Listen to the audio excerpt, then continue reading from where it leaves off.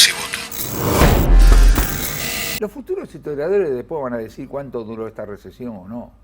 Yo no hago pronóstico. Mi mirada es mirar a los que toman las decisiones, mirar al presidente, mirar a los ministros, etcétera, ¿no es cierto? Entonces ahí, el dato más importante de 2018 es el presidente de la Nación en marzo pasado se asustó, y acá el susto siempre es muy importante. Las cosas no cambian simplemente por debates intelectuales, cosas por el estilo. Cuando el entonces ministro Caputo le dijo al presidente, presidente, no nos prestan más, tenemos que ir al fondo, vamos al fondo, y ahí empieza. Cambió. De modo que él no cambia el estilo, porque nadie cambia el estilo.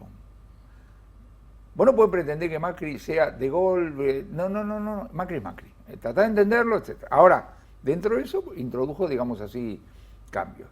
Se está peleando una crisis y se está peleando el resto. La crisis tiene prioridad, siempre tiene prioridad. Ahora, a medida que una crisis se alarga, transforma el resto.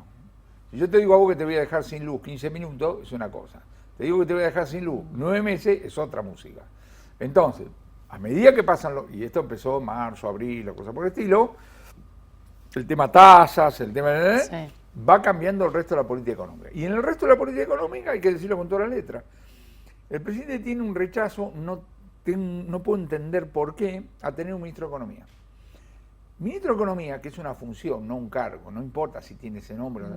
El ministro de Economía es el que junta los pedacitos. Si vos tenés distintas tasas de inflación implícita en la política fiscal, la política monetaria o la tarifa, etcétera, tenés un problema. Porque la tasa de inflación termina siendo única.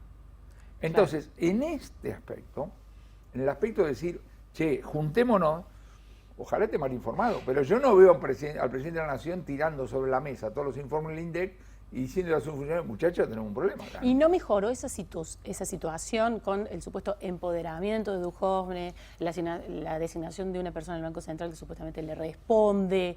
No se ordenó. Duhovne no es ministro de Economía. Duhovne tiene su quintita, que es Hacienda, donde el tipo dice, señores, yo me comprometí a esto y lo estoy sobrecumpliendo, ¿por qué me miran? Y en su rol de ministro de Hacienda, que es lo más cerca al ministro de Economía, junto al presidente del Banco Central, son los dos interlocutores con el Fondo Monetario. Es decir, el Fondo Monetario habla con dos personas. Después sí, va por la calle, saluda, pero habla con dos personas, el ministro de Economía y el presidente del Banco Central. Pero yo no lo veo a Duhovne haciéndose cargo de qué pasa con tarifas, qué pasa con salario, qué pasa con tasa de interés, qué pasa con el resto de la política económica. Recién mencionaba el tema de las tasas. Sí. Cuando uno le pregunta a las empresas qué es el mayor problema, el problema más urgente que tienen, mencionan muchos las tasas, el nivel de tasas. ¿Es realmente ese el problema más fuerte para si vos estás endeudado, obvio. Si vos sos acreedor, nada. Si vos nada, siempre, la realidad siempre es heterogénea. Vos tenés una empresa endeudada y donde el banco le dice, sí, todo fenómeno, Juancito, pero ¿sabe qué? No te cobro más 30%, te cobro 70%. Entonces esa empresa dice, bueno, o la tasa de inflación se acerca a 70 y puedo pagar las deudas, o estoy esperando la próxima licuación de pasivos o especificación asimétrica, hemos tenido variedades. Y claro, entonces, yo no hago pronósticos, digo, muchachos, es una cuestión ni siquiera de economía, es una cuestión de contabilidad, que si vos querés que un pizzero endeudado pague, la tasa de inflación tiene que acercarse mucho a la tasa de interés. Bien, bueno, justamente yendo a la cuestión del nivel de tasas, ¿no está saliendo demasiado caro la estabilización del precio del dólar? Ya hay gente que habla de bomba, de LELIC. Cuando vos te encargan disminuir o eliminar la tasa de inflación, vos no preguntás a qué se debe, le tirás con todo. ¿Por qué? Porque el mundo es muy incierto. El mundo es muy incierto.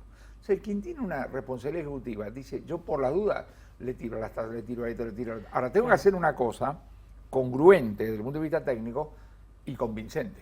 Y acá tenemos otro problema. Este gobierno no empezó hoy.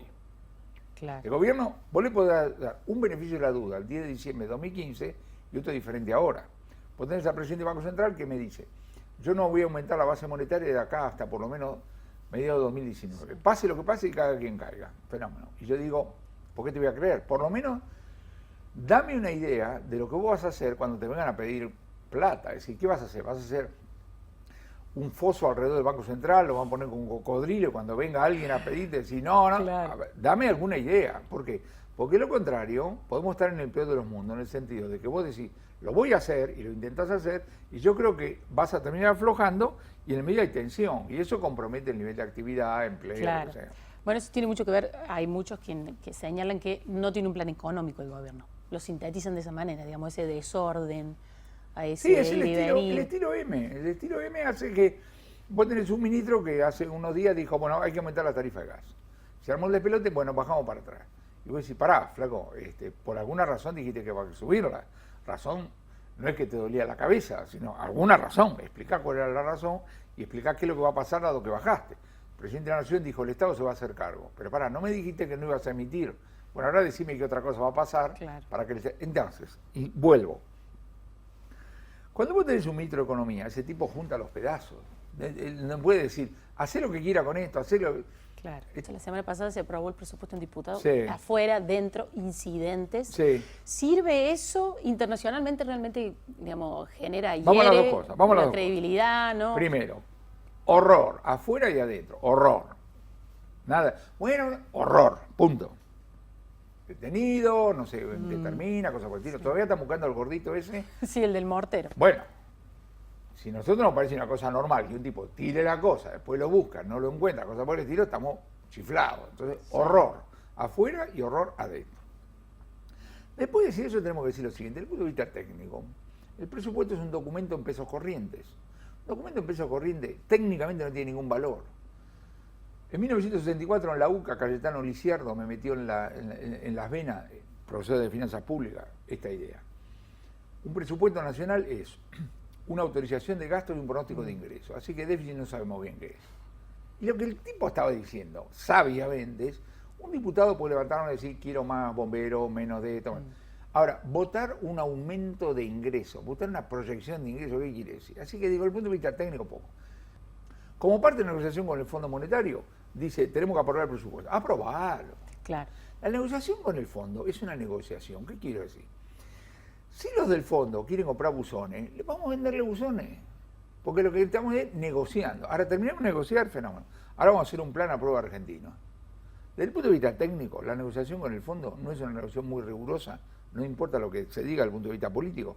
Y además es una negociación continua. Hicimos un acuerdo, ahora hacemos otro acuerdo. A mí me gusta decir, hicimos primera etapa, segunda etapa. Si funciona, bien. Si no, tercera etapa, cuarta etapa, quinta etapa. Y uno de los ejes del acuerdo es la cuestión de la disciplina fiscal. Sí, Bueno, pero recién mencionaba la discusión del presupuesto de los gobernadores, por lo menos en el papel, digamos, terminaron logrando muchas demandas en relación a fondos. Realmente Fíjate que es interesante. estamos en el camino correcto en ese sentido. Fíjate que interesante. Cuando el 3 de septiembre el presidente de la Nación habló y dijo, ahora Duhovne les va a dar mala noticia, hizo bien el presidente. El presidente le tiene que dar fuerza a los ministros cuando tienen que dar mala noticia. Entonces Duhovne, ¿qué dijo? Señores, como acaba de decir el presidente, no nos prestan más, así que el déficit primario debe ser cero, ya, Bien. cero. Muy bien. La mitad la va a poner el sector privado y la otra mitad el sector público. Yo tengo 74 años, ¿sabes lo que escuché? El 1-3 del sector privado, está claro. Este lo quiero ver. ¿Por qué? Porque en la mesa de negociaciones están el presidente, los gobernadores, los intendentes, los diputados y los senadores. ¿Me puede decir quién nos defiende a los que pagamos los impuestos? Sí. Nadie, Nadie. punto. Nadie. Bolsonaro, presidente de Brasil. Sí. Nos tenemos que preocupar, especialmente acá en Córdoba, que tenemos, bueno, la industria Sí. automotriz asentada. Incógnita total. Así que si querés preocuparte, si querés ponerte contenta, haz lo que quieras, pero no tiene nada que ver con la realidad. Bolsonaro, vamos a ver. La historia te dice que la relación o falta de relación entre lo que dijo un tipo en la campaña y su presidencia es total. Tengo ejemplo para un lado, ejemplo para el otro, así que olvídate.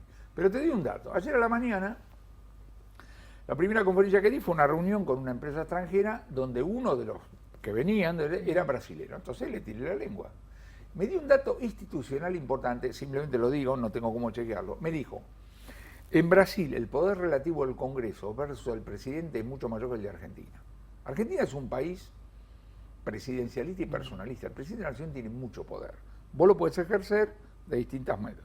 Entonces dice, el Congreso tiene más poder frente a Bolsonaro. Moraleja, acá viene una negociación.